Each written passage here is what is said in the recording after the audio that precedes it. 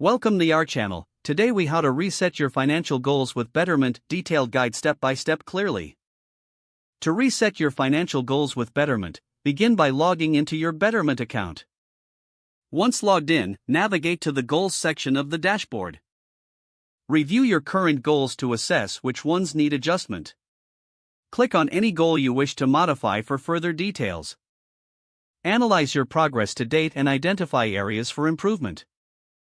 If a goal seems unrealistic, consider changing the timeline or the amount you plan to save. To create a new goal, select the Add a Goal option. Choose the type of goal that aligns with your financial objectives. Input the desired amount you wish to achieve. Set a target date for reaching your goal. Review your initial plan, considering factors like your current savings and contributions. Adjust your contributions as needed to stay on track. Once satisfied with your adjustments, save your changes. Monitor your goals regularly through the Betterment app or website. Utilize the tools Betterment provides, such as goal tracking and projections.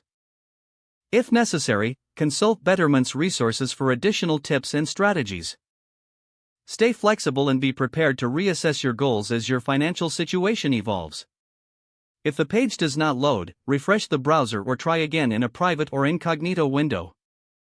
Make sure you are using the correct email address, then retype it carefully to avoid small typos. If your password is not accepted, use the reset option and create a new strong password you can remember. Check your spam folder for verification or security emails, then complete any requested confirmation steps.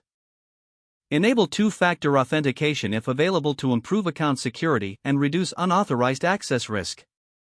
After signing in, review your profile details so your contact information and settings are accurate and current. If you see an error message, note it down and try again after restarting your device and internet connection. Log out when you finish, especially on shared devices, to keep your account and payment information secure.